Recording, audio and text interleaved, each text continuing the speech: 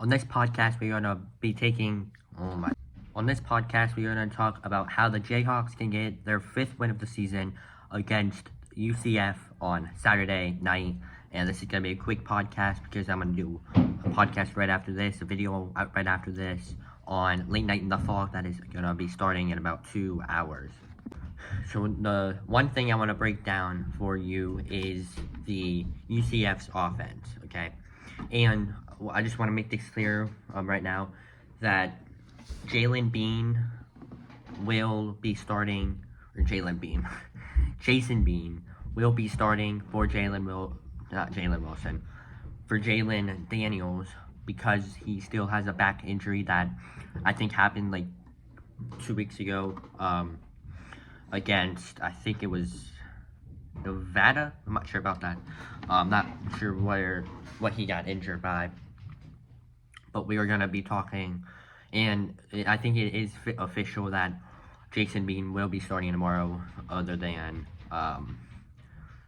Jalen Daniels. So it's going to be two back-to-back games where Jason Bean has started. I do think this will be a whole other game because we have two backup quarterbacks in the game.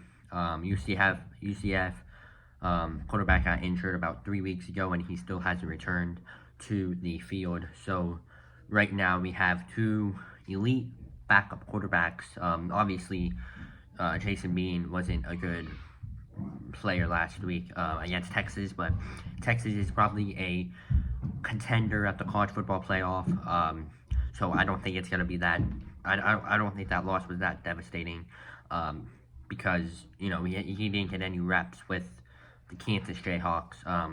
So I think since he got reps and he's had time to prepare for this game, I think we will get the win. I don't know what my score prediction is going to be yet. If you guys haven't already followed me on Instagram, my Kansas channel will be probably down in the description so that you can go follow me, and that's where I post everything Kansas. But I think just my takeaways in this game is how is the offense gonna do? Is Highshaw gonna be good like he was last game where he got that scoop and score? Well, it wasn't really a scoop and score, but that fumble where he returned it to the end zone. Or is he just going to be really, really bad and not get any yards off the line of scrimmage? And is Kobe Bryant going to show up? Because let me tell you something. Last game, Kobe Bryant did not show up, and I think that's one of the reasons why we lost. And I think that's one of the reasons why we got blown out so much like we did. But I think if he doesn't do good, I think we have a chance at winning this game. But if he doesn't, I don't know if we're gonna win this. So I think it's going to come down to how will Highshaw play. Is he going to be the one that we saw week 1?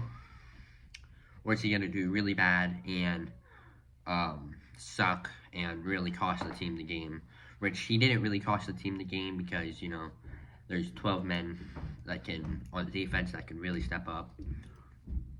And if we're going to win this game, we have to apply pressure to the UCF quarterback. Okay, last week he was amazing. The UCF's quarterback was amazing at staying in the pocket and delivering a dime.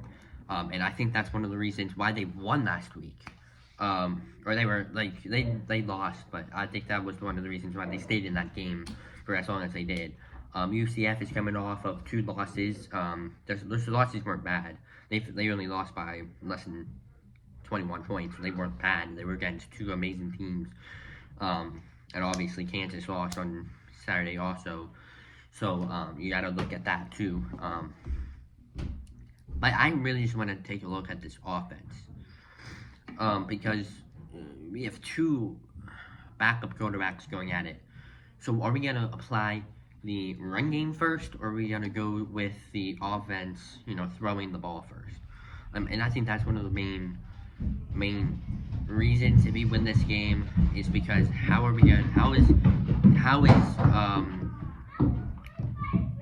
is he gonna throw the ball? And I think that's one of the reasons why we might lose this game because how how Jason Bateman plays on offense. Is he gonna throw the ball good?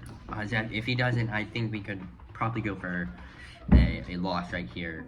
UCF is very good on the defensive end. They apply about 2 turnovers each game. That's their fumbles each game. They have a really good safety. It's number 41, so watch out for the 41 on the defense. I think he's either a quarterback or a safety. Because I think he's a safety, but I'm not really sure about that. So just watch out for 41 because he is really good at staying with the ball, and they have this one edge rusher that is really good at applying pressure to the quarterback, and I think Jason Bean's gonna have to be aware of that. So we will take a quick commercial break, and we will come back, and we will talk about this Kansas defense. Will this defense have a good game, or will it be really bad coming into the game tomorrow night? We are not going to be talking about this Kansas defense. I'm going to take this microphone case off. And right now we're just going to be talking about the Kansas defense because we have 2 players that really surprised me on Saturday when we lost against Texas, 40-13. And to be honest, it wasn't like a really bad loss. We stayed in the game for most of the game, except like the last third quarter, the last minutes of the third quarter. And I just think if we stayed in this game for, just 12 more minutes and made it like a 14 point game with 13 minutes to go in this fourth quarter, the way that we played in the fourth quarter didn't surprise me. Okay, we were already being blown out 33-14. But let's just look at, if we would have gotten a turnover, if we would have gotten a turnover there, and if we made it a 2-possession game, where would the game would have left us? Since we are really good at coming back, as we've seen, we are really good at coming back. All of Kansas basketball, Kansas football, Kansas volleyball. If they did get a turnover on that drive with 2 minutes to go, and they got that first down with 2 minutes to go in the third quarter, we scored right there with 2 minutes to go or 30 seconds to go in the third quarter, and it was a 2-possession game. Where would we stand? Would we come back and win, or would we just still have the game? Because looking at that, I think we could have, if we got it down to a 2-possession game with 15 minutes to go, or the start of the fourth quarter, and we came back, I think we could have came back and won that game. But instead, this defense really gave up. Actually, it was both defense and offense that we gave up, and we couldn't get a stop on the defense, and we couldn't get a touchdown. So looking at this team it was just bad. This team was really bad in the fourth quarter, and I think that's one of the reasons why it was 40-13 the final score. Because looking at that, it should have been really 28-40. But I think it could have been a 2-possession game to start the fourth quarter. But I think it was already. I think the players already thought. The game was over, but it really wasn't. So you just got to look at that, because if we would have stayed in this game and we believed in each other and that we could have came back, you just got to look at that. And you take a look at this, and we should have won that game. I think it would have been an unbelievable fourth quarter if we stayed in that game, made it under 2 possessions. So, by that standing, I think we could have won this game. And, Texas, I know Texas is a top 3 team in the country, but you just gotta believe, because if you converted that fourth down in the end of the third quarter, you're in Texas territory with 15 minutes to go, or 15 minutes, 15 and a half minutes to go, and it's a 2-possession game.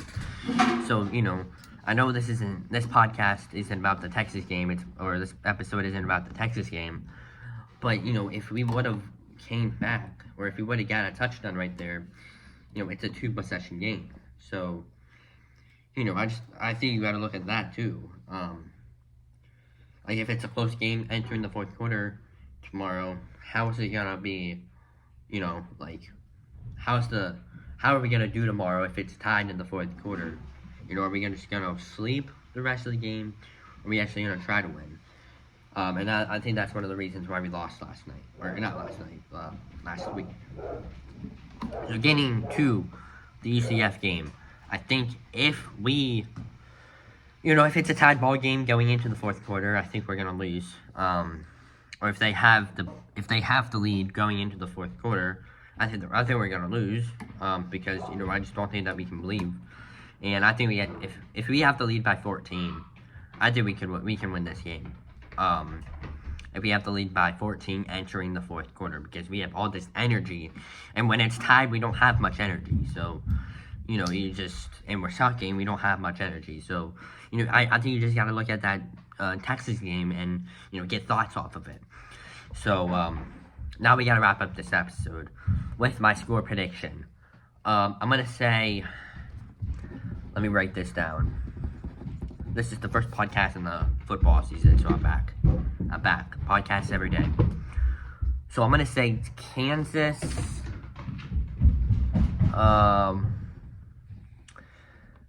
Looking at this game, I just, I want to say it's a high-scoring game, but I don't know how the defenses are going to do. Are they going to do bad? Or are we going to do, just terrible? Are we going to do, pretty good, or are we just going to do terrible? This is the first time playing UCF in ages in football. I don't think we've ever played them in football. Actually, because they just moved into the Big 12 this season. I don't think we played them all, actually. I think UCF is going to bounce back. And I think they're going to lose by 10. Which might surprise some of you. But I think it's going to be a close game. So I'm going to say, these are backup quarterbacks. So, how are they going to do? Because, it's backup quarterbacks and they're not used to playing, starting. I shouldn't say starting. Or I shouldn't say playing, starting. So, these are two backup quarterbacks. And which one should I do? I think I know Kansas is going to win if it's a 2-possession game going into halftime or starting the fourth quarter. I just got to think of what would the final score be? I think it's going to be something in the 30s. So I'm just going to say 34 24